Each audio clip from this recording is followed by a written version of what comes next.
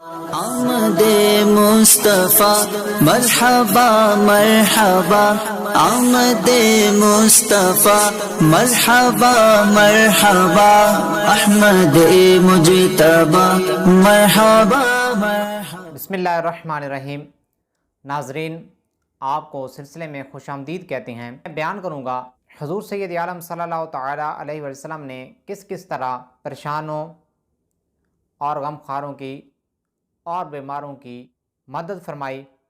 حضور سید عالم صلی اللہ علیہ وسلم کی برکت سے جو ان کو آلام و مصائب لاحق تھے وہ دور ہو گئے۔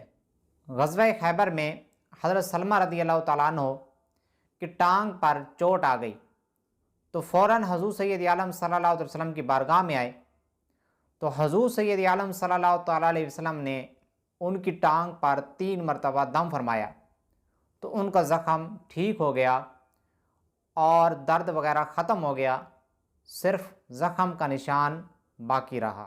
جنگ احد میں حضرت قتادہ رضی اللہ تعالیٰ عنہ کی آنکھ میں تیر لگا، جس کی وجہ سے آپ کی آنکھ رخسار پر بہہ کر آ گئی۔ یہ دوڑ کر حضور سید عالم صلی اللہ تعالیٰ علیہ وآلہ وسلم کی بارگاہ میں حاضر ہو گئے تو حضور سید عالم صلی اللہ تعالیٰ علیہ وسلم نے اپنے دست مبارک سے حضرت قتادہ رضی اللہ تعالیٰ عنہ کی آنکھ کو آپ کے آنکھ کے حلقے میں رکھ کر اپنا دست مبارک پھیرا تو حضرت قتادہ رضی اللہ تعالیٰ عنہ کی آنکھ بالکل ٹھیک ہو گئی، بلکہ بنسبت دوسری آنکھیں زیادہ روشن اور خوبصورت ہو گئی۔ حجۃ الوداع کے موقع پر ایک عورت قبیلہ بنی خثعم سے حضور سید عالم صلی اللہ تعالیٰ علیہ وآلہ وسلم کے پاس آئی اور کہنے لگی کہ یا رسول اللہ صلی اللہ تعالیٰ علیہ وسلم، میرا یہ اکلوتا بیٹا ہے اور بولتا نہیں۔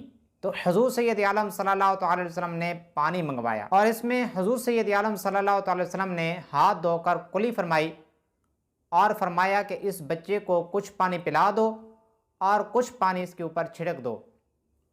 جب دوسرے سال وہ عورت آئی تو لوگوں سے کہنے لگی اس کا جو بچہ ہے وہ ٹھیک ہو گیا ہے اور وہ بولنے لگ گیا ہے۔ اگلا جو ہمارا سلسلہ ہوگا وہ حضور سید عالم صلی اللہ علیہ وسلم کے خصائص کبریٰ کے بارے میں ہوگا۔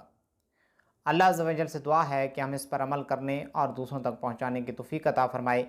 آمین بجاہ نبی الامین صلی اللہ تعالیٰ علیہ وسلم۔